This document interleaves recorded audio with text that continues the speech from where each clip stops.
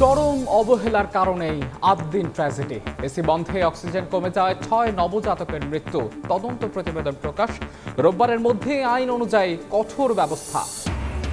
শিশু রামিসা ধর্ষণ হত্যা মামলার রায় ৭ জুন। দেশের ইতিহাসে ৩ কার্যদিবসে বিচার কাজ সম্পন্নের রেকর্ড। আসামি সোহেল স্বপ্নার মৃত্যুদণ্ডের আশা রাষ্ট্রপক্ষের। বন্ধ কারখানা চালুর বিষয়ে প্রধানমন্ত্রীর বৈঠক। সবার জন্য হেলথ কার্ড চালু করছে সরকার। টেস্টে মিলবে বিশেষ ছাড়। ৩ মাসের মধ্যে বিনামূল্যে স্কুল ড্রেস পাবে শিশুরা। প্রান্তিক গ্রাহকের ভোগান্তি বিবেচনায় বিইআরসিকে নতুন ট্যারিফ পুনর্বিবেচনার অনুরোধ বিদ্যুৎ বিভাগের। অর্থনীতিতে নেতিবাচক প্রভাবের শঙ্কা সিপিডির। এবং হামের প্রকোপের মধ্যেই চোখ রাঙাচ্ছে ডেঙ্গু। বেশি ঝুঁকিতে দক্ষিণ সিটির ২৭টি ওয়ার্ড। বাসা বাড়িতে মিলছে এডিসের লার্ভা। প্রতিরোধে সবার সহযোগিতা চান প্রশাসন।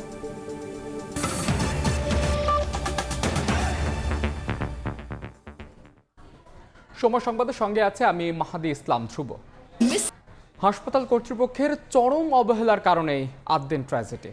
এসি বন্ধ থাকায় অক্সিজেন কমে যাওয়ায় ৬ নবজাতকের মৃত্যু হয়েছে বলে তদন্ত প্রতিবেদনে উঠে এসেছে। বিকেলে সচিবালয়ের সংবাদ সম্মেলনে প্রতিবেদন প্রকাশ করেন স্বাস্থ্যমন্ত্রী। বলেন, ভবনটি হাসপাতাল পরিচালনার জন্য উপযুক্ত নয়। ছোট কক্ষে ধারণ ক্ষমতার চেয়ে বেশি রোগী ছিল। এসি বন্ধ হয়ে যাওয়ায় অক্সিজেন কমে ৬ নবজাতকের মৃত্যু হয়। এ ঘটনায় চিকিৎসক ও নার্সদের চরম দায়িত্ব অবহেলা ছিল বলেও জানান মন্ত্রী। প্রচলিত আইনে রোববারের মধ্যে কঠোর ব্যবস্থা নেওয়া হবে বলে জানান তিনি। আমরা সবাই সেই ঘটনাস্থল পক্ষ থেকে আপনাদেরকে আন্তরিক ধন্যবাদ ও মোবারকবাদ। ছোট বদ্ধ কক্ষে অতিরিক্ত মানুষের উপস্থিতি, দীর্ঘক্ষণ এসি বন্ধ থাকা এবং বিকল্প কোনো ভেন্টিলেশনের ব্যবস্থা না থাকায় বাতাসে অক্সিজেনের পরিমাণ কমে যাওয়া এবং কার্বন ডাই অক্সাইডের পরিমাণ বেড়ে যাওয়া, যা নবজাতক শিশুর দীর্ঘ সময় টিকে থাকার পক্ষে অসম্ভব হয়ে পড়েছিল। মগবাজারস্থ ৮ দিন মেডিকেল কলেজ ও হাসপাতালে ৬ জন নবজাতকের আকস্মিক মর্মান্তিক মৃত্যুর ঘটনায় উক্ত হাসপাতালে বর্ণিত সময় দায়িত্বরত চিকিৎসক না থাকা ও নার্স স্টাফ এবং সর্বোপরি হাসপাতাল কর্তৃপক্ষের দায়িত্বের অবহেলাজনিত বিষয়টি স্পষ্টভাবে প্রমাণিত হয়েছে। শিশু রামিসা ধর্ষণ হত্যা মামলার রায় ৭ জুন। আসামি সোহেল রানা ও তার স্ত্রী স্বপ্নার সর্বোচ্চ শাস্তি মৃত্যুদণ্ড চেয়েছে রাষ্ট্রপক্ষ। এর আগে মামলায় যুক্তিতর্ক শেষ করেন উভয় পক্ষের আইনজীবীরা। দেশের ইতিহাসে মাত্র ৩ কার্যদিবসে বিচার কাজ শেষ করার রেকর্ড তৈরি করল মামলাটি। মাত্র ৩ দিনে বিচারের শেষ প্রান্তে রামিসা ধর্ষণ হত্যা মামলা এখন অপেক্ষা রায়ের।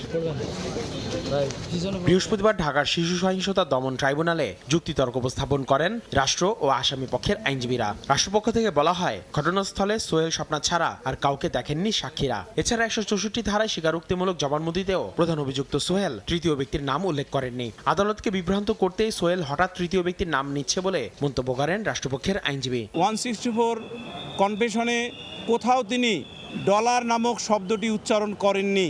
আসামি যে ডলার শব্দটি ব্যক্তি হিসাবে বলেছে, এটা হয়তো জেলখানায় থাকার কারণে কোনো কুচক্র বা কুচক্রী ব্যক্তি যিনি জেলখানায় তাকে বুদ্ধি দিয়েছেন সেটা দিতে পারেন এবং তার ফলে এটা বলতে পারেন। সাক্ষ্য বিশ্লেষণ করে রাষ্ট্রপক্ষের আইনজীবী বলেন, ময়নাতদন্তে রামিসাকে ধর্ষণের প্রমাণ পাওয়া গেছে। পানি দিয়ে ধুয়ে ফেলায় ডিএনএ স্যাম্পল পাওয়া না গেলেও এক্ষেত্রে ময়নাতদন্তই প্রাধান্য পাবে বিচারে। 2 আসামি মৃত্যুদণ্ডের আবেদন করেন তিনি। স্বপ্না যখন ফ্ল্যাটে ছিলেন যে কোনো পদক্ষেপ নিতে পারতেন। ফর এক্সাম্পল, দরজা খুলে চিৎকার করতে পারতেন, জানালা দিয়ে চিৎকার করতে পারতেন। মা যেহেতু ছিল, সচেতন হয়ে সবাই মিলে প্রিভেন্ট করতে পারত। প্রসিকিউশন উইথ হাম্বল সাবমিশন আদালতের নিকট 2 জনেরই সিভিয়ার পানিশমেন্ট চেয়েছি আমরা। আত্মপক্ষ সমর্থনে দোষ স্বীকার করে ক্ষমা চেয়েছিল সোহেল। তাই সংক্ষিপ্ত যুক্তিতর্ক উপস্থাপন করেন সরকার নিযুক্ত আসামি পক্ষের আইনজীবী। এ সময় তিনি আদালতের কাছে সোহেলের যাবজ্জীবন ও স্বপ্নার 7 বছরের কারাদণ্ডের আবেদন করেন। ৭ জুন এই মামলার রায় ঘোষণা করবেন ট্রাইব্যুনাল, যা স্বল্প সময়ের মধ্যে বিচারের রেকর্ড হয়ে থাকবে। আসিফ মোহাম্মদ সিয়াম, সময় সংবাদ, ঢাকা। অন্য প্রসঙ্গ, বন্ধ কলকারখানা খুলতে সংশ্লিষ্টদের নিয়ে বৈঠক করলেন প্রধানমন্ত্রী তারেক রহমান। শিল্প মন্ত্রণালয়ের আওতায় থাকা বন্ধ কলকারখানাগুলো নতুন করে চালু ও ব্যবস্থাপনার বিষয়ে দিক নির্দেশনা দিয়েছেন তিনি। সকালে সচিবালয়ে মন্ত্রিপরিষদ বিভাগে এই সভা অনুষ্ঠিত হয়। প্রধানমন্ত্রীর সভাপতিত্বে এতে উপস্থিত ছিলেন শিল্পমন্ত্রী, বাংলাদেশ বিনিয়োগ উন্নয়ন কর্তৃপক্ষ বিডার চেয়ারম্যান সহ সংশ্লিষ্ট নীতি নির্ধারকরা। দীর্ঘদিন ধরে নানা কারণে বন্ধ থাকা কলকারখানাগুলো কোন পন্থায় আবারও চালু করা যায় তা নিয়ে আলোচনা হয় বৈঠকে। এর আগে সচিবালয়ে প্রধানমন্ত্রীর কার্যালয়ে সরকার প্রধানের সঙ্গে সৌজন্য সাক্ষাৎ করেন বাংলাদেশে কর্মরত জাতিসংঘ উন্নয়ন কর্মসূচি ইউএনডিপির আবাসিক প্রতিনিধি স্টেফান লিলার। এ সময় ইউএনডিপির চলমান উন্নয়ন সহযোগিতা সহ পারস্পরিক স্বার্থ সংশ্লিষ্ট বিভিন্ন বিষয়ে আলোচনা করেন তারা।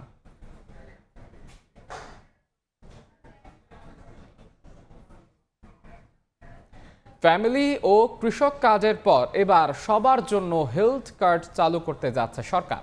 জুলাই থেকে প্রথম ধাপে বগুড়া সহ 5 জেলায় আসছে এই সুবিধার আওতায়। প্রধানমন্ত্রীর স্বাস্থ্য বিষয়ক বিশেষ সহকারী জানিয়েছেন, এতে মিলবে পরীক্ষা নিরীক্ষায় বিশেষ ছাড়। বিষয়টিকে স্বাগত জানালেও যুক্তরাজ্য, অস্ট্রেলিয়া ও ভারতের স্বাস্থ্য খাতে ডিজিটাল সেবা ব্যর্থ হওয়ার ঘটনা থেকে সরকারকে শিক্ষা নেওয়ার পরামর্শ বিশেষজ্ঞের। হাসান ওয়ালির রিপোর্টে বিস্তারিত।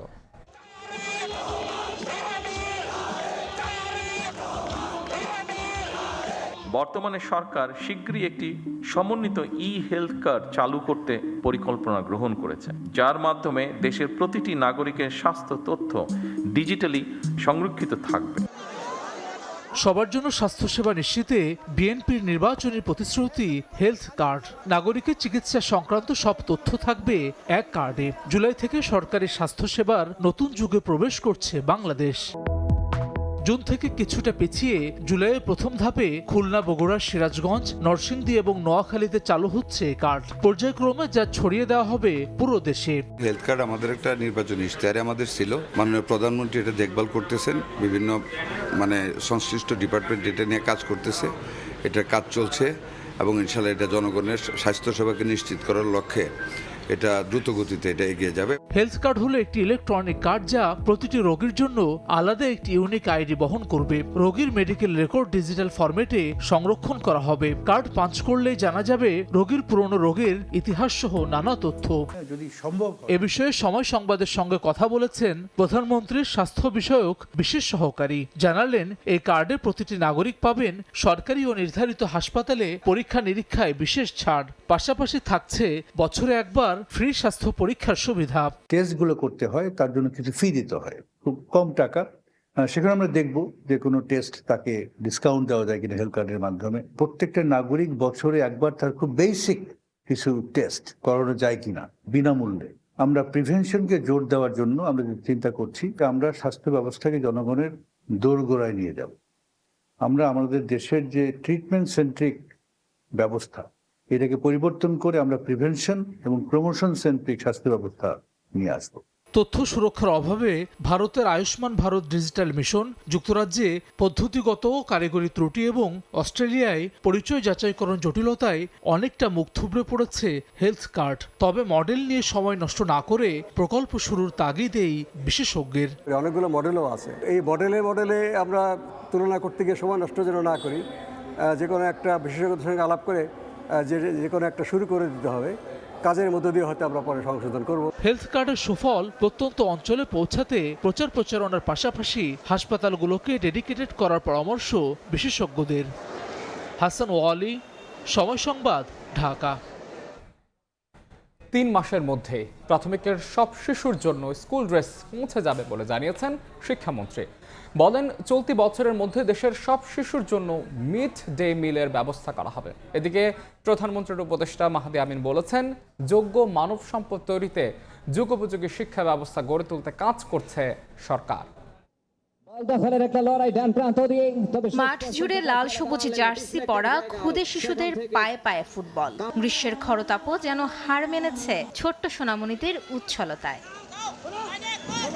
সকালে মিরপুর ন্যাশনাল বাংলা স্কুল মাঠে প্রাথমিক বিদ্যালয় গোল্ড কাপ ফুটবল টুর্নামেন্টের উদ্বোধন করেন শিক্ষামন্ত্রী। সঙ্গে ছিলেন প্রাথমিক ও গণশিক্ষা প্রতিমন্ত্রী এবং প্রধানমন্ত্রীর শিক্ষা বিষয়ক উপদেষ্টা।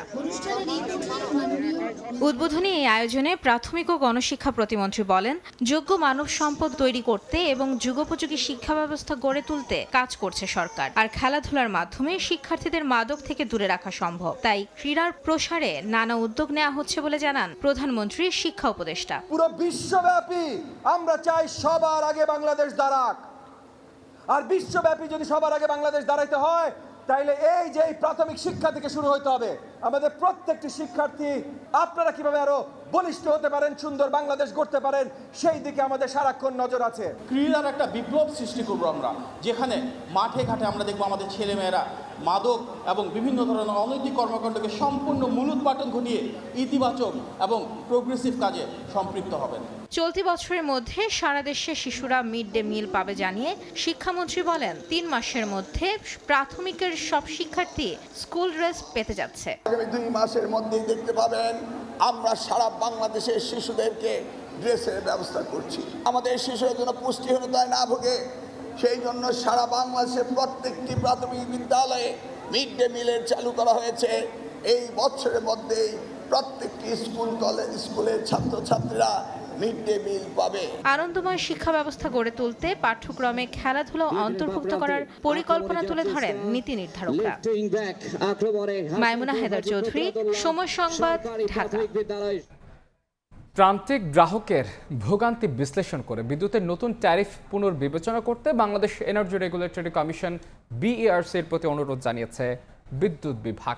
বৃহস্পতিবার এক সংবাদ বিজ্ঞপ্তিতে এই অনুরোধের কথা জানিয়েছে বিদ্যুৎ ও জ্বালানি মন্ত্রণালয়। এতে বলা হয়, BERC ঘোষিত নতুন ট্যারিফে বিদ্যুৎ উন্নয়ন বোর্ডের পাঠানো প্রস্তাবের প্রতিফলন ঘটেনি। এর ফলে বিদ্যুতের লাইফলাইন বা প্রান্তিক গ্রাহক, বিশেষ করে নিম্ন ও নিম্ন মধ্যবিত্ত পরিবারগুলোর জীবনযাত্রায় বিরূপ প্রভাব পড়বে। তাই PGBর প্রস্তাবের আলোকে লাইফলাইন গ্রাহকদের ট্যারিফ পুনর্নির্ধারণের জন্য এনার্জি রেগুলেটরি কমিশনকে চিঠি দেওয়া হয়েছে। কমিশনকে এ বিষয়ে দ্রুত ইতিবাচক পদক্ষেপ নেওয়ার আহ্বান জানায় বিদ্যুৎ বিভাগ।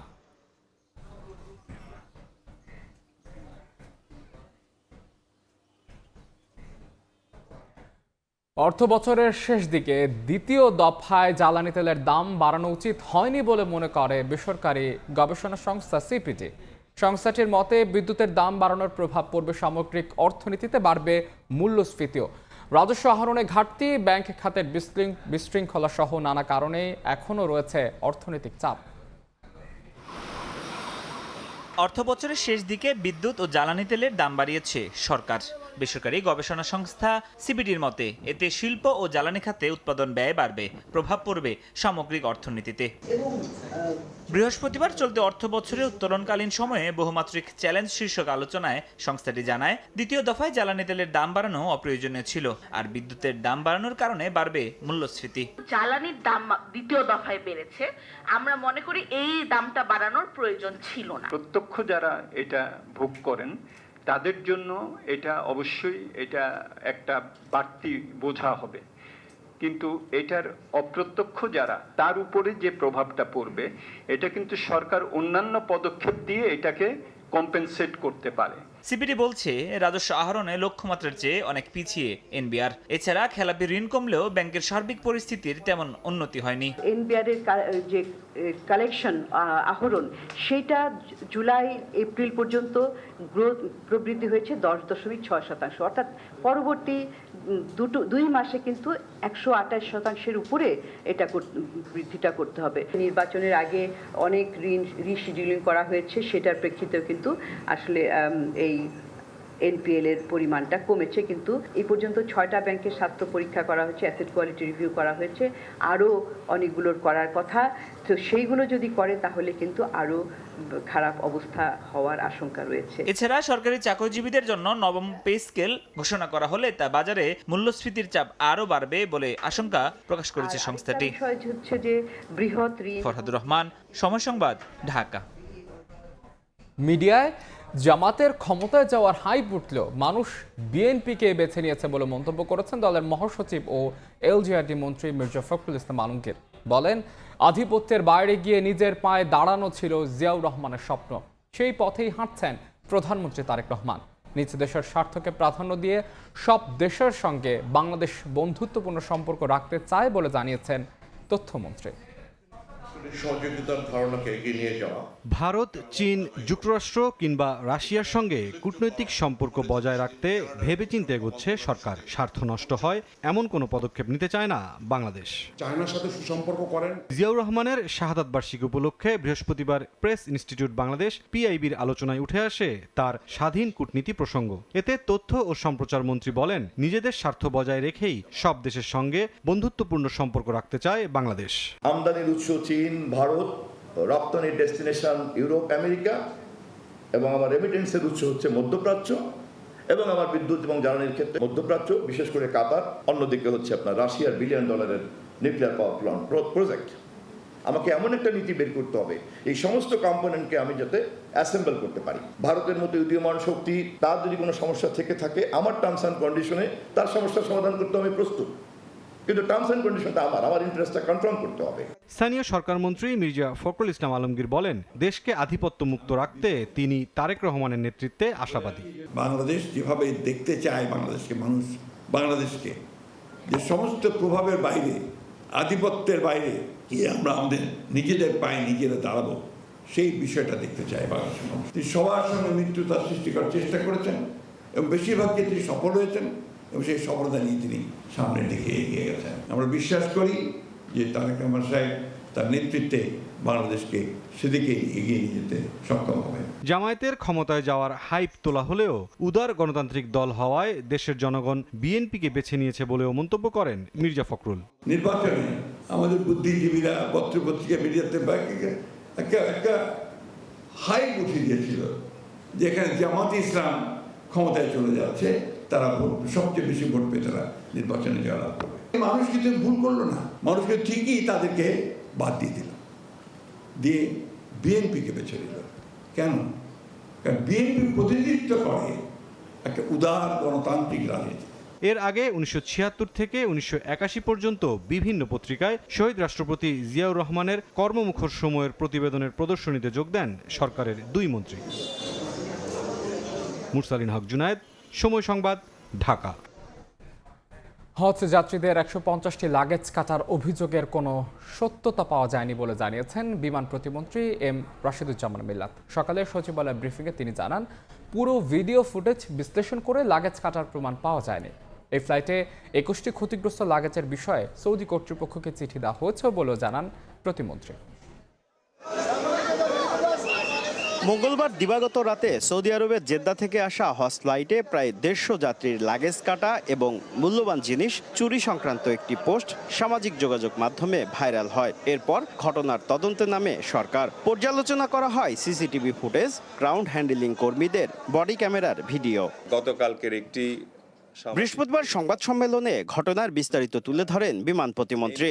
জানান, ফ্লাইটে থাকা 836টি লাগেজের মধ্যে 21টি ক্ষতিগ্রস্ত পাওয়া যায়, কাটা ছিল 3-4টি। প্রতিমন্ত্রী জানান, সরকারি তদন্তে শাহজালালে লাগেজ কাটার প্রমাণ মেলেনি। সৌদি আরবে চেকিং এর সময় কাটা হয়ে থাকতে পারে। এ বিষয়ে দেশটিকে চিঠি দেওয়া হয়েছে বলেও জানান রশিদুজ্জামান মিল্লাত।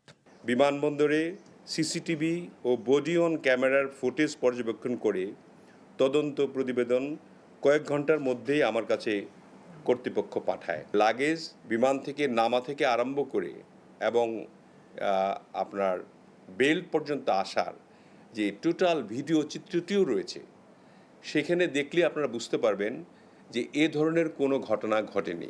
16 ডিসেম্বর শাহজালাল বিমানবন্দরের 3য় টার্মিনাল চালু হবে উল্লেখ করে প্রতিমন্ত্রী জানান, জুলাইয়ের মধ্যে গ্রাউন্ড হ্যান্ডলিং এর চুক্তি সম্পন্ন হবে।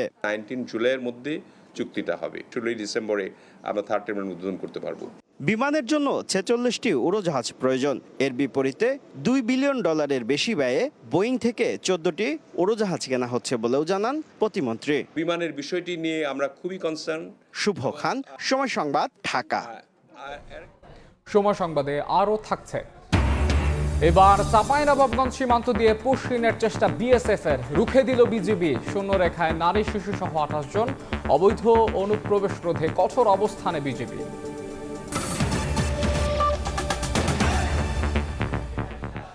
হাম ও উপসর্গ নিয়ে আরও 4 জনের মৃত্যু হয়েছে। নতুন করে আক্রান্ত হয়েছে 1205 জন। জুনের মাঝামাঝি সময়ে হামের প্রকোপ কমে আসার সম্ভাবনার কথা জানিয়েছেন চিকিৎসকরা। তারা জানান, টিকা দেওয়ার পর প্রকৃত সুফল পেতে সময় লাগে প্রায় 1.5 মাসের মতো।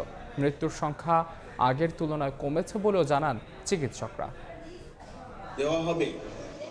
হামের প্রকোপের পরপরই সারা দেশে শুরু হয় হাম প্রতিরোধে টিকার কার্যক্রম। এরই মাঝে সরকারের লক্ষ্যমাত্রার বেশি শিশুকে টিকার আওতায় আনা হয়েছে। তবুও কমছে না হামে আক্রান্তের সংখ্যা। প্রতিদিন উপসর্গ নিয়ে রাজধানীর হাসপাতালে আসছে রোগীরা। ভাবছি আমি যেটা ঘামাছি, কিন্তু আমি তো বুঝতে পারি না যেটা হাম। এনে এসে হেরা বলছে যে হাম। টিকা দিছি ওকে 18 তারিখে দিছি। এই 18 তারিখ থেকে জ্বর, জ্বরে মানে 10 দিনের মতন ছিল। চোখ মুখ ফুলে গেছে, আর গায়ে ঘাম বাড়াইছে, আর লাগদা মনে কর খালি মনে কর টপ পড়তেছে, পানি পড়তেছে। টিকা দেওয়ার পর প্রতিরোধ ক্ষমতা গড়তে কোনো শিশুর সময় বেশি লাগে, কারো লাগে কম সময়। চিকিৎসকরা বলছেন, সময় নির্ভর করে শিশুদের শারীরিক অবস্থার উপর। চলতি মাসের মাঝামাঝি হামের প্রকোপ কমে আসবে বলে মনে করছেন তারা। প্রথম যেই ধাপে করা হয়েছে, সেই ধাপে যাদেরকে করা হয়েছে তাদের ইমিউনিটি বা তাদের প্রতিরোধ ক্ষমতা তৈরি হতে হয়তো বা 1-1.5 মাস সময় লেগে যায়। ঠিক তেমনি সেকেন্ড ধাপে হতে, আবার থার্ড ধাপে হতে সময় লাগবে। তো আপনি জানেন যে মিজলসের যদি আপনার সামগ্রিকভাবে একটা ইমিউনিটি পেতে হয়, 95% বাচ্চাকে কিন্তু আপনার সেই ইমিউনিটিটা পেতে হবে। আশা করা যায় জুনের ফার্স্ট উইক বা সেকেন্ড উইকে এটা মানে আপনার কার্যকরিতা যেভাবে দেওয়া হয়েছে, শেষ ধাপের যারা, তারা মোটামুটি 3 সপ্তাহর কাছাকাছি হয়ে যাবে। হামে আক্রান্ত হলেও মৃত্যুর সংখ্যা আগের তুলনায় কিছুটা কমে এসেছে বলেও জানিয়েছেন চিকিৎসকরা। আয়েশা সিদ্দিক সামিয়া, সময় সংবাদ, ঢাকা। হামের প্রকোপের মধ্যে এবার চোখ রাঙাচ্ছে ডেঙ্গু। ঢাকা দক্ষিণ সিটি কর্পোরেশনের 75টি ওয়ার্ডের মধ্যে 27টি উচ্চ ঝুঁকিপূর্ণ চিহ্নিত। বাড়ি বাড়ি মিলছে এডিসের লার্ভা। জরিপে উঠে এসেছে ঠিক এমন তথ্য। ডেঙ্গু প্রতিরোধে সমন্বিত উদ্যোগের জোর দক্ষিণ সিটির প্রশাসকের। চলতি বছর মৌসুম শুরুর আগেই চোখ রাঙাচ্ছে ডেঙ্গু। গত কয়েক বছরের তথ্য বিশ্লেষণে দেখা যায়, দেশে ডেঙ্গুতে মৃত্যুর প্রায় অর্ধেকই ঢাকার 2 সিটিতে। এর মধ্যে দক্ষিণ সিটি কর্পোরেশনে মৃত্যুর হার তুলনামূলক বেশি। তাই এবার বর্ষা মৌসুমের আগেই ডেঙ্গু নিয়ে নড়ে চড়ে বসেছে সিটি কর্পোরেশন। এডিস মশাবাহিত ডেঙ্গু ও চিকুনগুনিয়া রোগ প্রতিরোধে দক্ষিণ সিটির 75টি ওয়ার্ডের 2238টি বাড়িতে জরিপ কার্যক্রম পরিচালনা করে ডিএসসিসি। সাকসেসফুলি সেই জরিপটা বৃহস্পতিবার ঢাকা দক্ষিণের নগর ভবনে জরিপের ফলাফল প্রকাশ ও পরবর্তী পরিকল্পনা তুলে ধরে প্রশাসক জানান, দক্ষিণ সিটির 281টি বাড়িতে পাওয়া গেছে লার্ভা। এর মধ্যে 87% লার্ভাই এডিস মশার। দক্ষিণ সিটির 27টি ওয়ার্ড ডেঙ্গুর উচ্চ ঝুঁকিতে বলে জানান তিনি। 63টি ওয়ার্ডের মশার ঘনত্ব নির্দিষ্ট সূচকের চেয়ে বেশি, যা ডেঙ্গু রোগের ক্ষেত্রে ঝুঁকিপূর্ণ। এর মধ্যে এডিস মশার লার্ভার ঘনত্ব অনুযায়ী 27টি ওয়ার্ডের সবচেয়ে বেশি ঝুঁকিতে রয়েছে। জরিপের ফলাফল অনুযায়ী ডেঙ্গু ও চিকুনগুনিয়া প্রতিরোধে বিভিন্ন কর্মসূচি ঘোষণা করেন দক্ষিণের প্রশাসক। আগামী 6 জুন ডেঙ্গু ও চিকুনগুনিয়া রোগ প্রতিরোধে সচেতনমূলক র্যালি অনুষ্ঠিত হবে। 7 জুন 2026 তারিখ হতে ডেঙ্গুর অধিক ঝুঁকিপূর্ণ 27টি ওয়ার্ডে স্বাস্থ্য বিভাগ, বর্জ্য ব্যবস্থাপনা বিভাগের সমন্বয়ে 5 দিনব্যাপী বিশেষ ক্র্যাশ প্রোগ্রাম, একদম মানে প্রতিটা বাড়িতে আমরা সেখানে যাওয়ার জন্য চেষ্টা করব। ডেঙ্গু চিকিৎসায় হাসপাতালগুলোকে 10% বেড বিনামূল্যে দেওয়ার নির্দেশনাও দেয়া হয়েছে বলে জানান দক্ষিণ সিটি কর্পোরেশনের প্রশাসক। সমন্বিত উদ্যোগের মাধ্যমে একটু ডেঙ্গু মুক্ত, নিরাপদ ও স্বাস্থ্যকর ঢাকা গড়ে তোলা সম্ভব হবে। মনির হোসেন, সময় সংবাদ, ঢাকা। আবারও সীমান্ত দিয়ে পশ্চিমের চেষ্টায় বিএসএফ। যশোরে বাধা পাওয়ার পর এবার চাঁপাইনবাবগঞ্জ সীমান্ত দিয়ে 28 জনকে ঠেলে পাঠানোর চেষ্টা করা হয়। তবে বিজিবির বাধায় কেউ ঢুকতে পারেনি বাংলাদেশে। সীমান্তের শূন্য রেখে অবস্থান করছে নারী শিশুসহ 28 জন। সীমান্তে অবৈধ অনুপ্রবেশ রুখতে সতর্ক অবস্থানে রয়েছে বিজিবি। কিছুদিন ধরেই সীমান্তে পুশিনের আতঙ্ক, তাই অস্ত্র হাতে অতন্ত্র প্রহরীর কঠোর অবস্থান। লক্ষ্য যে কোনো অপচেষ্টা রুখে দেওয়ার। দিনরাত টহলে বিজিবি। বৃহস্পতিবার ভোরে চাঁপাইনবাবগঞ্জ বাঙ্গাবাড়ি সীমান্ত দিয়ে ভারতীয় ভূখণ্ড থেকে ২৮ জনকে বাংলাদেশের দিকে ঠেলে পাঠানো হয়। তবে বিজিবির প্রতিরোধের মুখে বাংলাদেশে ঢুকতে পারেনি ওই দলটি। বিজিবির ১৬ ব্যাটালিয়নের অধিনায়ক লেফটেন্যান্ট কর্নেল মোহাম্মদ আরিফুল ইসলাম মাসুম এই পুশিনের চেষ্টার তথ্য নিশ্চিত করেন। বিজিবির বাধা পেয়ে পুশিনের চেষ্টায় থাকা দলটি আবারও শূন্যরেখায় অবস্থান নেয়। দলটিতে ২৮ জনের মধ্যে ১২ জন পুরুষ, ১০ জন নারী ও ৬ শিশু রয়েছে। এর আগে গত ১ জুন যশোরের শার্শা উপজেলার সাদিপুর সীমান্তের বিপরীতে ভারতের হরিদাসপুর এলাকায় প্রায় ১০০ থেকে ১২০ জন নারী পুরুষ ও শিশু এবং ৩ জুন একই সীমান্ত দিয়ে আরও ১৫ জনকে পুশিনের চেষ্টা করে বিএসএফ। বিজিবির তৎপরতায় সফল হয়নি তারা। ফাহরিয়া ফারজানা, সময় সংবাদ। চট্টগ্রামের বাকলিয়ায় ৩.৫ বছরের শিশুকে ধর্ষণের ঘটনার ১৩ দিন পর আদালতে চার্জশিট জমা দিয়েছে পুলিশ। বিকেলে অভিযুক্ত মনির হোসেনের বিরুদ্ধে আদালতের প্রসিকিউশন শাখায় জমা দেওয়া হয় চার্জশিট। এতে উল্লেখ করা হয়, শিশুটিকে ধর্ষণের প্রমাণ মিলেছে। গত ২১ মে বিকেলে ভুক্তভোগীর বাবা ও মা কাজের উদ্দেশ্যে বাইরে থাকার সুযোগে শিশুটিকে ধর্ষণ করে মনির। খবরটি দ্রুত ছড়িয়ে পড়লে বিক্ষুব্ধ জনতা অভিযুক্ত যুবক মনিরকে স্থানীয় মাদ্রাসায় আটকে রাখে। তাকে উদ্ধার করতে এলে পুলিশের গাড়িতে আগুন দেয় উত্তেজিত জনতা। ঘটনার পরদিন মেয়ের বাবা বাদী হয়ে থানায় মামলা করেন।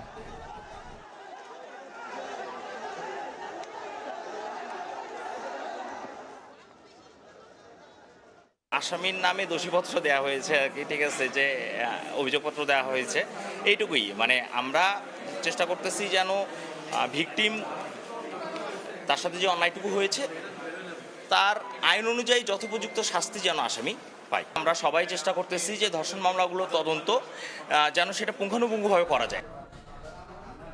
সময় সংবাদে আরও থাকছে, ওসমান হাদি হত্যা নিয়ে মন্তব্যের জেরে এবার মমতার বিরুদ্ধে শিলিগুড়িতে রাষ্ট্রদ্রোহিতার অভিযোগ দায়ের। গ্রেফতারি পরোয়ানা চেয়ে করা হবে আবেদন।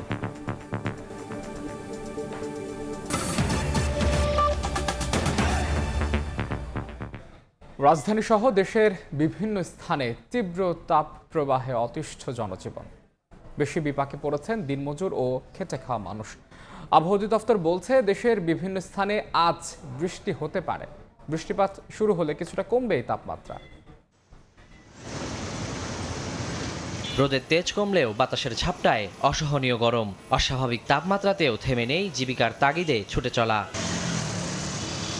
কয়েক সপ্তাহ ধরেই দেশ জুড়ে তাপ প্রবাহে দুর্বিষহ জনজীবন। বেশি বিপাকে দিনমজুর ও খেটে খাওয়া মানুষ। টানতেই মন চায় না, জায়গায় জায়গায় বসে থাকি। গরমে গায়ের পানি ঝরে যাইতেছে, আর আমরা ডাব খাইতেছি যাতে এই পানিটা শূন্যতা দূর করার জন্য। গরমে মনে করেন এমন অস্থির লাগে, মনে করেন লাগে দম এখন আগে বেরিয়ে যাবো। তীব্র গরমের মাঝে বিড়ম্বনা বাড়িয়েছে লোডশেডিং। সেখান থেকে স্বস্তি পেতে হন্যে হয়ে অনেকে ছুটছেন শীতল ছায়ার খোঁজে। তাপদাহ চলতেছে আর কি, তাই জন্য পরিবার নিয়ে একটু বাইরে আসার। তো এখানে প্রকৃতির সাথে, গাছের সাথে বাতাস আছে, বাচ্চাও খুবই খুশি হয়েছে এর জন্য বের হওয়া। আর বাসায় তো থাকা যায় না, একটু পরপরই কারেন্ট যায়। তাপ প্রবাহে বাড়ছে হিট স্ট্রোকের ঝুঁকি। পাশাপাশি শরীরকে শীতল করা রাস্তার ধারের পানীয় থেকে ছড়াচ্ছে নানা রোগ। ঘামের সাথে বেড়েই যাচ্ছে সোডিয়াম এবং পটাশিয়ামের লবণ। ফলে একদিকে যেমন শরীরে পানি শূন্যতা তৈরি হচ্ছে, অন্যদিকে লবণ শূন্যতাও তৈরি হচ্ছে। এই দুয়ের ফলে মানুষ অসুস্থ হয়ে যাচ্ছে, কখনো কখনো হিট স্ট্রোকে আক্রান্ত হচ্ছে। বের হওয়ার সময় ঢিলে ঢালা সুতির জামা কাপড় পরবেন, বোতলে পানি নিয়ে বের হবেন এবং ছাতা নিয়ে বের হবেন। তবে ৩-৪ দিন পর বৃষ্টিপাতের পূর্বাভাস দিচ্ছে আবহাওয়া অধিদপ্তর। বলছে এরপরই কিছুটা কমতে পারে তাপমাত্রা। দিনের তাপমাত্রাটার সঙ্গে সঙ্গে রাতের তাপমাত্রাটাও অনেকটা বেড়ে গেছে। হ্যাঁ, যে দিন এবং রাতের তাপমাত্রা পার্থক্যটা কমে আসছে। ৭-৮ তারিখ বা ৯-১০ তারিখের দিকে অনসেট হয়ে যাবে, তখন দেখা যাবে যে আপনার টেম্পারেচারটা অনেকটাই সহনশীল পর্যায়ে চলে আসবে। বর্ষা মৌসুমের পাশাপাশি আসছে শীতেও এল নিনোর প্রভাব থাকতে পারে বলেও জানান তিনি। ওয়ালিউল সাকিব, সময় সংবাদ, ঢাকা। এবার আসছে বাজেটের খবর।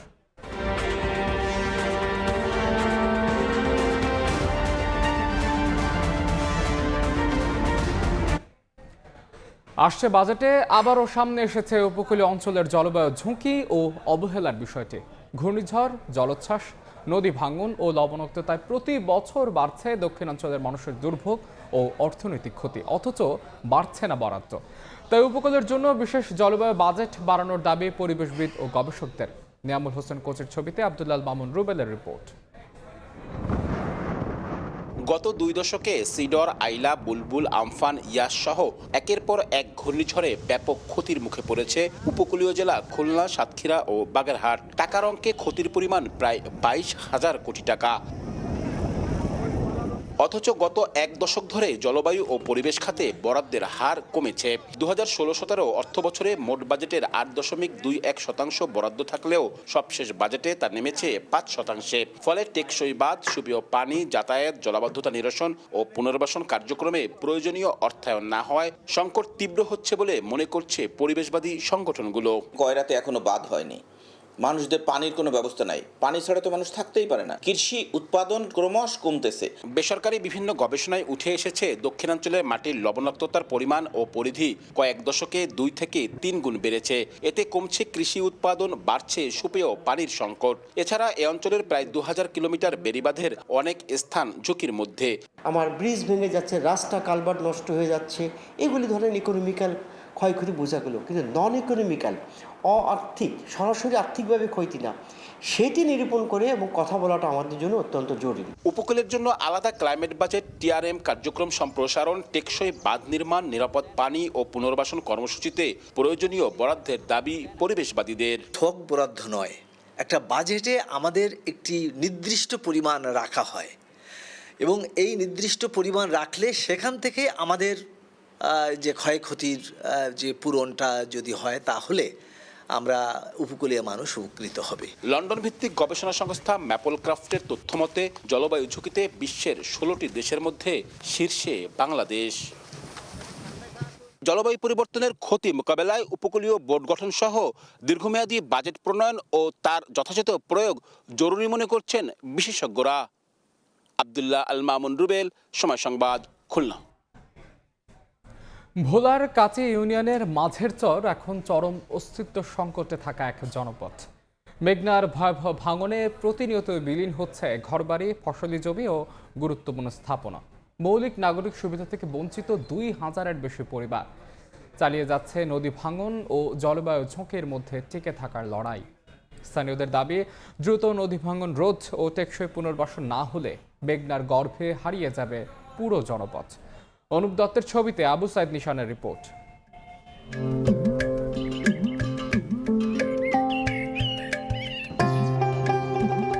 80 বছর বয়সী রতন শিকদার 3 দশকে 3 বার নদীগর্ভে হারিয়েছেন তার বসতভিটা, জমি ও জীবনের সব সঞ্চয়। প্রতিবারই নতুন করে ঘুরে দাঁড়ালেও এখনো তার বসবাস সেই ভাঙন আতঙ্কে। এই নদীর গর্ভে 1150 ফ্যামিলি আসলাম, সব নদী ফেলেন করে দিয়েছে।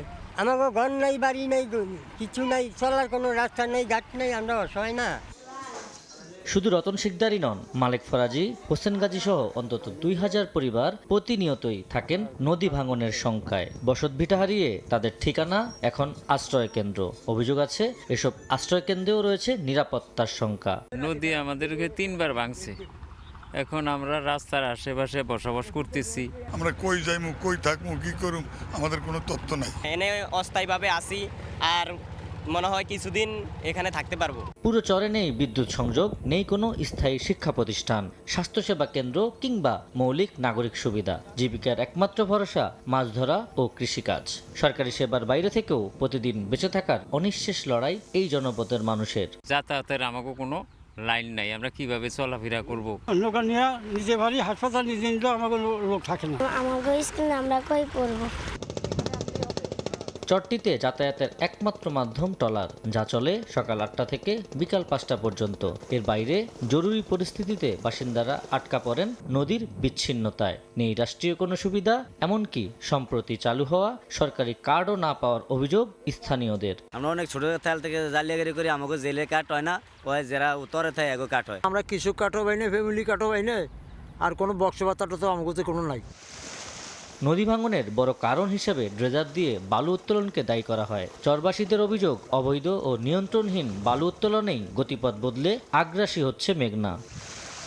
জলবায়ু পরিবর্তনের প্রভাবে এই জনপদের মানুষের দুর্দশার কথা আমলে নিয়েছে জেলা প্রশাসন। পর্যায়ক্রমে সরকারি সহায়তা পৌঁছে দেওয়ার আশ্বাস জেলা প্রশাসকের। শহরাঞ্চলের মানুষের যে কষ্ট, এবং আমাদের সম্মানিত নাগরিক হিসেবে তাদেরকে যে তাদের এই সেবাগুলো দেওয়ার যে বিষয়টা, সেটি আমরা অ্যাক্টিভভাবে বিবেচনায় রেখেছি, সরকারও বিবেচনায় রেখেছেন। সব হারানোর পরও বেঁচে থাকার লড়াই চালিয়ে যাচ্ছেন মাঝের চরের মানুষ। স্থায়ী বাঁধ নির্মাণ, নিরাপদ বসতি তৈরি এবং রাষ্ট্রীয় সুরক্ষা নিশ্চিত করতে না পারলে মানচিত্র থেকেই হারিয়ে যেতে পারে চরটি। শঙ্কা অনেকের। মেঘনার বুক চিরে দাঁড়িয়ে থাকা এই মাঝের চর সময়ের সঙ্গে অসম লড়াইয়ের গল্প। একদিকে বিদ্যুৎহীন অন্ধকার, অন্যদিকে নদী ভাঙনের আতঙ্ক। এই দুই সংকটের মধ্য দিয়েই এখানকার মানুষকে লড়াই করে বেঁচে থাকতে হচ্ছে। জলবায়ু পরিবর্তনের অভিঘাতে বদলে যাচ্ছে নদীর গতিপথ, হারিয়ে যাচ্ছে ঘরবাড়ি ও জীবনের শেষ সম্বল। তবুও টিকে থাকার লড়াইয়ে আপ্রাণ চেষ্টা এই চরবাসীর। আবু সাইদ নিশান, সময় সংবাদ, ভোলা। জাতীয়তাবাদী যুবদলের পূর্ণাঙ্গ কমিটি ঘোষণা করা হয়েছে। বিএনপির সিনিয়র যুগ্ম মহাসচিব রুহুল কবির রিজভী আহমেদ স্বাক্ষরিত প্রেস বিজ্ঞপ্তিতে 151 সদস্য বিশিষ্ট কমিটি অনুমোদন দেওয়া হয়।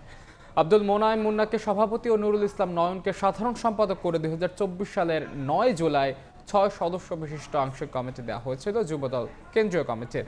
এর প্রায় 2 বছর পর যুবদলের পূর্ণাঙ্গ কমিটি ঘোষণা করা হলো। ঢাকা মহানগর উত্তর দক্ষিণের আহ্বায়ক ও সদস্য সচিব সহ বেশ কয়েকজন নেতা কেন্দ্রীয় কমিটিতে জায়গা পেয়েছেন।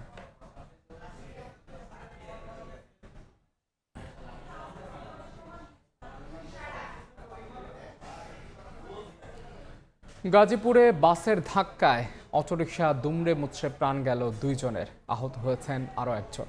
স্থানীয়রা জানান, ঢাকা ময়মনসিংহ সড়কের বাইপাস এলাকায় একটি অটোরিকশা যাত্রী নেওয়ার জন্য গতিরোধ করে। এ সময় বিনিময় পরিবহনের বাস পেছন থেকে অটোরিকশাটিকে ধাক্কা দিলে সামনে থাকা আরেকটি বাসের সঙ্গে সংঘর্ষ হয়। এ সময় 2 বাসের মাঝে পড়ে ঘটনাস্থলে অটোরিকশার চালক সহ 2 জন নিহত হন।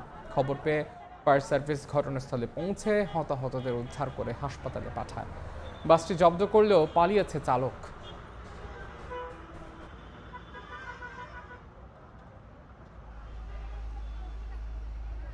অনাবিল গাড়ি সামনে এসে হাত ব্রেক করছিল আরেকটা অটোর জন্য, আর এটা ছিল পিছনে, আর এটার পিছনে আসছিল ওই গাড়িটা বিনিময়।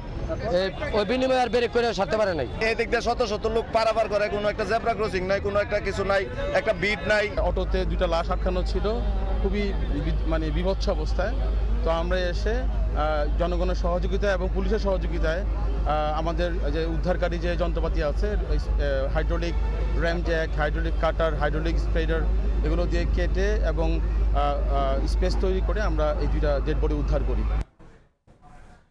কক্সবাজারে মাটি কাটার সময় ধস, চাপা পড়ে প্রাণ গেল 2 শ্রমিকের। গুরুতর আহত আরেক শ্রমিককে পাঠানো হয়েছে চট্টগ্রামে। ফায়ার সার্ভিস বলছে, অপরিকল্পিতভাবে মাটি কাটার কারণে এমন দুর্ঘটনা। পাহাড়ি এলাকায় পানি চলাচল স্বাভাবিক রাখতে গত 2 মাস ধরে চলছিল ড্রেন ও কালভার্ট নির্মাণের কাজ। ঈদের ছুটির কারণে কয়েকদিন বন্ধ থাকার পর আবারও কাজে ফেরেন শ্রমিকরা। 13 জন শ্রমিক কাজ করলেও মাটি কাটার কাজে নিয়োজিত ছিলেন 3 জন। বৃহস্পতিবার দুপুরের দিকে হঠাৎ মাটি ধসে চাপা পড়েন তারা। সহকর্মীদের চিৎকারে অন্য শ্রমিকরা ছুটে এসে 3 শ্রমিককে উদ্ধার করে হাসপাতালে নিলে 2 জনের মৃত্যু হয়।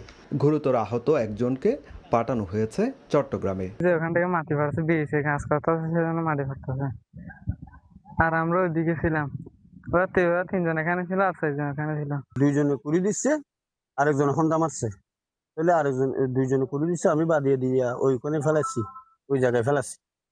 তখন এই জায়গায় ফেলাইতে হাতে কেমনি আওয়াজ হয়েছে, ওইদিকে দেখি মেডি, ও বাবা এলে তাড়াতাড়ি আসো, সবাই তাড়াতাড়ি ইটারের বাইর করি। এটা মূলত পাহাড় কাটা না, এটা হচ্ছে ওই যে কালভার্টে কাজ করার জন্য, কাজগুলো করা হচ্ছে। তো দুর্ঘটনাবশত অ্যাক্সিডেন্ট ঘটে গেছে, তাদেরকে কন্ট্রাক্টরের লোক নিয়ে গেছে। ঘটনাস্থল পরিদর্শন শেষে ফায়ার সার্ভিস জানায়, অপরিকল্পিতভাবে মাটি কাটার কারণে এই দুর্ঘটনা হতে পারে। মাটি কেটে যখন ব্রিজের কালভার্টের কাজ করতেছিল, উপরের দিক থেকে মাটি ধসে ওনাদের গায়ে পড়ে, চাপা পড়ে। নিহত শ্রমিক ইলিয়াস ও রাকিব দুজনই চট্টগ্রামের বাঁশখালী উপজেলার বাসিন্দা ছিলেন। সুজাউদ্দিন রুবেল, সময় সংবাদ, কক্সবাজার। রংপুর কোতোয়ালি থানার স্বেচ্ছাসেবক দলের নেতাকে মারধরের ঘটনায় ওসি সহ 5 পুলিশ সদস্যকে প্রত্যাহার করা হয়েছে। ঘটনাটির তদন্তে গঠন করা হয়েছে একটি কমিটিও। তবে শুধু প্রত্যাহার নয়, জড়িত পুলিশ সদস্যদের কঠোর সাজা নিশ্চিতের দাবি জেলা স্বেচ্ছাসেবক দলের। রংপুর কোতোয়ালি থানার ভেতর এক প্রেমিক যুগল নিখোঁজ হওয়ার ঘটনায় সাধারণ ডায়েরি করে পরিবার। বিষয়টির খোঁজ খবর নিতে দুই পরিবারের অনুরোধে বুধবার রাতে থানায় যান সদর উপজেলা স্বেচ্ছাসেবক দলের সদস্য সচিব রাকিবুল ইসলাম রাকিব সহ আরও কয়েকজন। থানায় নিয়ে পুলিশ ওই যুগলকে মারধর করছেন এমন দৃশ্য দেখার পর প্রতিবাদ করেন রাকিব। তার ভাষ্য, মারধরের প্রতিবাদ করায় ওসি আজাদ রহমানের নেতৃত্বে পুলিশের কয়েকজন তাকে বেধড়ক পেটান। লাবলু ভাই আমাকে ডাকে নিল যে এখানে রাকিব, এখানে দুই পক্ষ বসে আলোচনা হবে। কেবল ফোনটা আমি পার্কে হাতে নিছি, আর এখানে একে ওসি এসআই সবাই ধরি একে যে মাইটটা আমাকে মারলো, গন্ধে রাইফেল দিয়ে মারলো। আমি বারবার অনুরোধ করতেছি, পরিচয় দিচ্ছি। তবে অভিযোগ অস্বীকার করে কোতোয়ালি থানার ভারপ্রাপ্ত কর্মকর্তা আজাদের দাবি, কাউকে মারধর করা হয়নি। প্রেমিক যুগলের দুই পরিবারের মধ্যে উত্তেজনা ও হাতাহাতির পরিস্থিতি নিয়ন্ত্রণ করছিলেন তারা। ছেলে মেয়ে উভয় পক্ষের মধ্যে একটু উত্তেজনা হয়। পরবর্তীতে উত্তেজনায় শুধু আমরা প্রশমিত করার জন্য দুই পার্টিকে দুই পক্ষে আমরা সেপারেট করে দিই, আলাদা করে দিই। ঘটনা বলতে এইটুকুই। এখানে কাউকে মারা হয় নাই, কাউকে মারধর করা হয় নাই। বৃহস্পতিবার ওসি সহ 5 পুলিশ সদস্যকে পুলিশ লাইনসে প্রত্যাহার করা হয়। একই সঙ্গে ঘটনা তদন্তে গঠন করা হয়েছে তদন্ত কমিটি। কোতোয়ালি থানার ওসি আজাদ রহমান সহ আরও একজন, অর্থাৎ টোটাল আমরা এই ঘটনার প্রেক্ষিতে 5 জনকে লাইনে প্রত্যাহার করেছি। তদন্ত কমিটির কার্যক্রম চলছে, 2-1 দিনের মধ্যে আমরা রিপোর্ট পাবো। রিপোর্ট পাওয়ার পরে তাদের বিরুদ্ধে যে বিভাগীয় ব্যবস্থা গ্রহণ করা হবে। এ ঘটনায় জড়িত পুলিশ সদস্যের দৃষ্টান্তমূলক শাস্তি দাবি করেছেন জেলা স্বেচ্ছাসেবক দল। প্রশাসন আমাদের রাকিবের উপর হামলা করেছে, তার সর্বোচ্চ শাস্তি, এবং আমাদের যে থানার ওসি তিনি এইটার সাথে সর্বোচ্চ জড়িত, তার সর্বোচ্চ শাস্তি আমরা চাই। পুলিশ লাইনসে প্রত্যাহার হওয়া সদস্যরা হলেন OC Azad Rahman, constable Lima Soren, constable Basudeb, duty officer Meherunnesa ও সাব ইন্সপেক্টর মাসুদ রানা। সময় সংবাদ, রংপুর। ঈদুল আজহায় গত বছরের তুলনায় 2,31,000 বেশি পশু কোরবানি হয়েছে বলে জানিয়েছেন মৎস্য ও প্রাণী সম্পদ প্রতিমন্ত্রী সুলতান সালাউদ্দিন টুকু। সচিবালয় ব্রিফিংয়ে তিনি জানান, এবার সারা দেশে 93,67,418টি পশু কোরবানি হয়েছে। ঢাকা বিভাগে হয়েছে সর্বাধিক 23,51,666টি। দ্বিতীয় অবস্থানে রয়েছে রাজশাহী বিভাগ। প্রতিমন্ত্রী বলেন, কোনোভাবেই আমদানি নয়, বরং উদ্ধৃত মাংস রফতানির চিন্তা করছে বাংলাদেশ। সুন্দরভাবে উদযাপন করেছি, সেই জন্য। Bangladesh securities and exchange commission BSEC এর নতুন চেয়ারম্যান হিসেবে নিয়োগ পেয়েছেন দেশের অন্যতম শীর্ষ কর্পোরেটর ব্যক্তিত্ব মাসুদ খান। নতুন চেয়ারম্যান নিয়োগ দেওয়ার পরপরই নতুন 3 কমিশনারকেও নিয়োগ দেওয়া হয়েছে। খন্দকার রাশেদ মাকসুদের পদত্যাগের কয়েক ঘন্টার মধ্যে মাসুদ খানকে BSEC চেয়ারম্যান হিসেবে নিয়োগ দিয়েছে সরকার। দুপুরে অর্থ মন্ত্রণালয় 4 বছরের জন্য তাকে এই পদে নিয়োগ দিয়ে প্রজ্ঞাপন জারি করে। মাসুদ খান ইউনিলিভার কনজিউমার কেয়ারের বোর্ডের স্বতন্ত্র পরিচালক হিসেবে যোগ দেন এবং 2019 সালের এপ্রিলে চেয়ারম্যান হন। তিনি ক্রাউন সিমেন্ট গ্রুপ বাংলাদেশের বোর্ড প্রধান উপদেষ্টা হিসেবে দায়িত্ব পালন করেছেন। ক্ষুদ্র বিনিয়োগকারীদের কাছে পুঁজিবাজারকে স্বচ্ছ, জবাবদিহিতামূলক ও প্রাতিষ্ঠানিক প্ল্যাটফর্ম হিসেবে গড়ে তোলার প্রত্যয় ব্যক্ত করেন মাসুদ খান। আমরা ধাপে ধাপে পুরো পুঁজিবাজার ইকোসিস্টেমকে ডিজিটাল রূপান্তরের আওতায় আনতে চাই। এর মধ্যে থাকবে নিয়ন্ত্রক রিপোর্টিং, যেটা রিপোর্টিং করা হয় ফ্রম দ্য ইন্টারমিডিয়ারিজ, কোম্পানি তথ্য প্রকাশ, লাইসেন্সিং অনুমোদন, বাজার তদারকি, আইন প্রয়োগ এবং বিনিয়োগকারী সেবা। আমরা চাই বিনিয়োগকারী এবং কোম্পানিগুলো যেন নিয়ন্ত্রকের সঙ্গে ইলেকট্রনিক পদ্ধতিতে দক্ষতার সঙ্গে এবং সম্পূর্ণ স্বচ্ছতার ভিত্তিতে যোগাযোগ করতে পারে। মার্কেন্টাইল ব্যাংকের উত্তরা শাখার 47,50,00,000 টাকার অস্বাভাবিক লেনদেনের অভিযোগ অনুসন্ধান করছে দুদক। এর মধ্যে সংশ্লিষ্ট ব্যক্তিদের তলব ও নথিপত্রের জন্য বিভিন্ন দফতরের চিঠি পাঠিয়েছে সংস্থাটি। দুদকের অভিযোগে বলা হয়, ব্যাংকটির উত্তরা শাখার গ্রাহক সুরাইয়া হকের হিসাব 47,50,00,000 টাকা জমা হয়। পরে বিভিন্ন উপায়ে সমপরিমাণ টাকা উত্তোলন করা হয়। 2021 সালে খোলা অ্যাকাউন্টের বিষয়ে জাতীয় রাজস্ব বোর্ডের কেন্দ্রীয় গোয়েন্দা সেল সিআইসি থেকে পাঠানো হয় দুদকে। এই লেনদেন অর্থ পাচার হয়েছে বলে শঙ্কা করছে সিআইসি। সেনাবাহিনীর বহরে যুক্ত হলো দেশীয় প্রযুক্তির নির্মিত আধুনিক ভাসমান ক্রেন বিএনএসভি বলিয়ান। 70 টন ক্ষমতা সম্পন্ন ক্রেনটি সেনাবাহিনীর নৌবাহিনীর কাছে হস্তান্তর করেছে dockyard and engineering workers limited.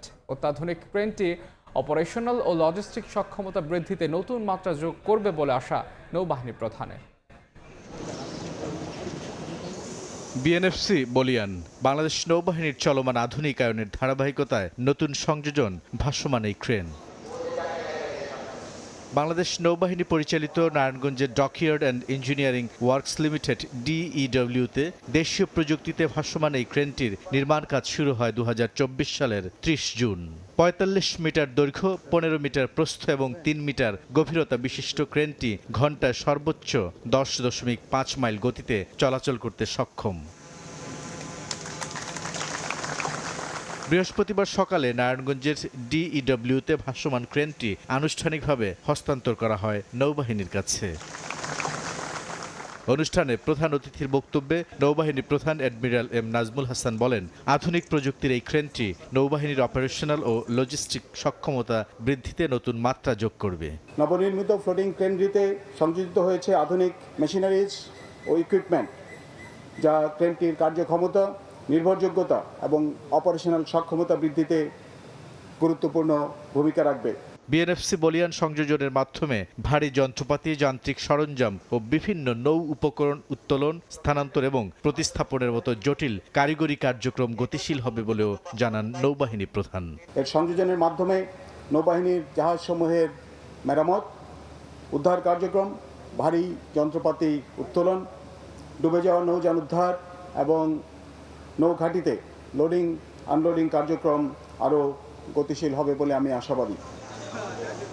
দেশীয় কারিগরি দক্ষতা, আধুনিক প্রযুক্তি এবং আন্তর্জাতিক মানদণ্ড অনুসরণ করে তৈরি ভাসমান ক্রেন বিএনএফসি বলিয়ান দেশের জাহাজ নির্মাণ শিল্পে একটি উজ্জ্বল প্রতিফলন, এমনটি মনে করছেন নির্মাণ সংশ্লিষ্টরা।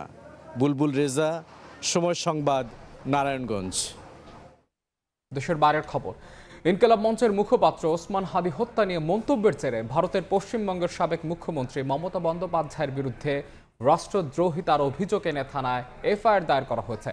আইনজীবী শিলিগুড়ি সাইবার ক্রাইম থানায় এই অভিযোগ দায়ের করেন। এতে বলা হয়, নির্বাচন কমিশন ও কেন্দ্রীয় বাহিনীর নিরপেক্ষতা নিয়ে প্রশ্ন তুলে জনমনে বিভ্রান্তি ছড়াচ্ছে মমতা।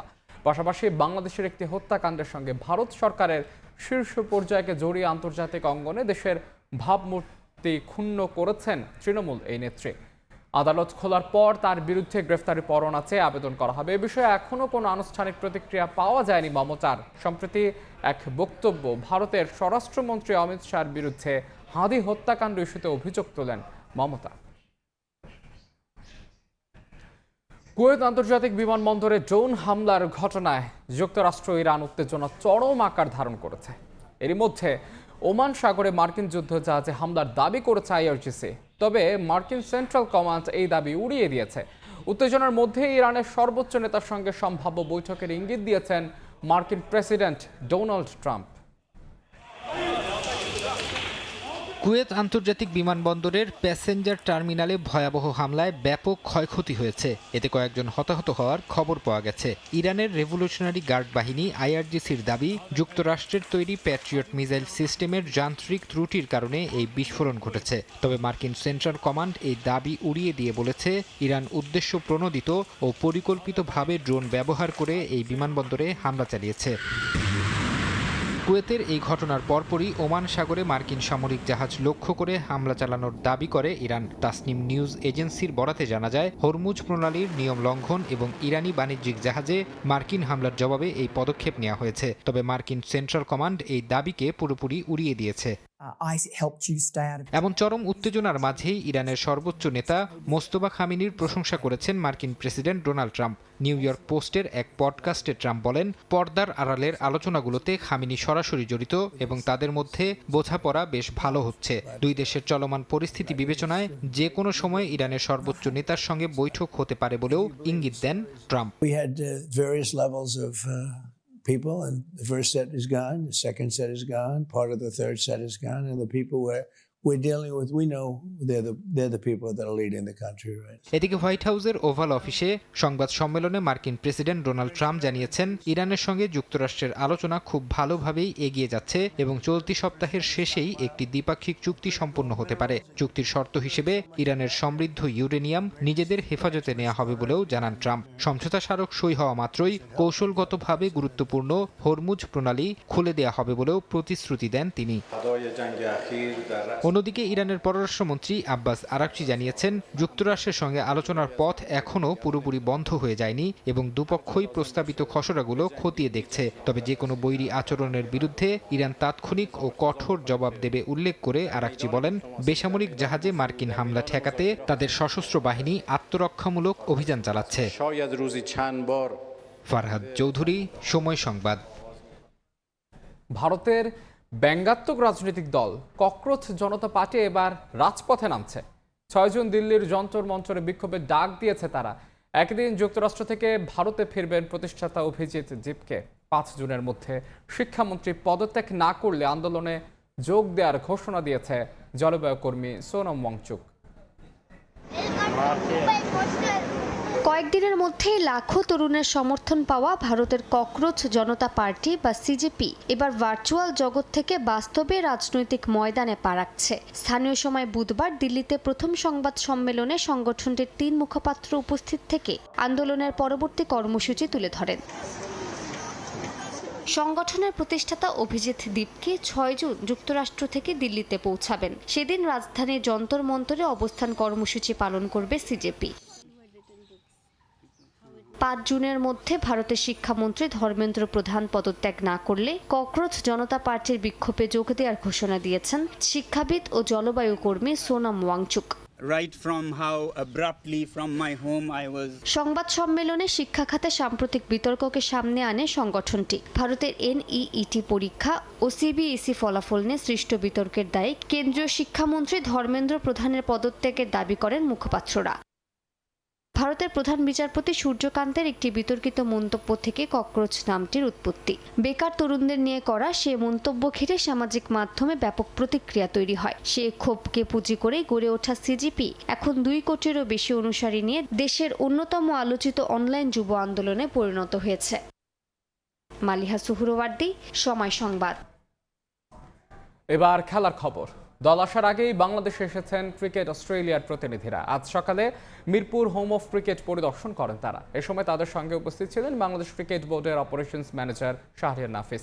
সিআর প্রতিনিধিদের পুরো স্টেডিয়াম এলাকা ঘুরে দেখান তিনি। মাঠ, dressing room, press conference room সবকিছু আলাদাভাবে দেখেছেন তারা। এমনকি অস্ট্রেলিয়া টিম যে একাডেমি গ্রাউন্ডে অনুশীলন করবে তার উইকেট এবং ফ্যাসিলিটিসও দেখেছে সিএ। সাধারণত যে কোনো সিরিজে যাওয়ার আগে স্বাগতিক দেশ পরিদর্শন করে ক্রিকেট অস্ট্রেলিয়া, যে ধারাবাহিকতাতে এবার বাংলাদেশে এসেছেন তারা।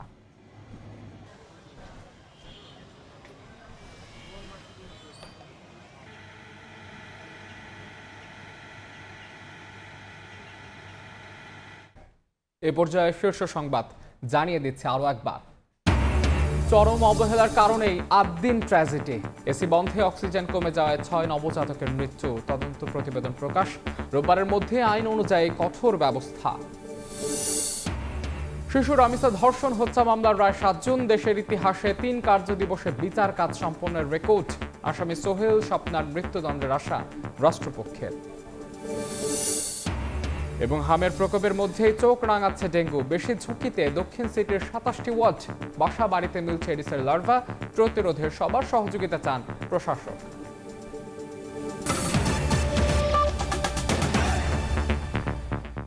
এই ছিল বিকেল 5টার সময় সংবাদের এখনকার আয়োজন। এরপর বাংলার সময় নিয়ে সঙ্গে থাকবেন সহকর্মী আলিশা ইসলাম।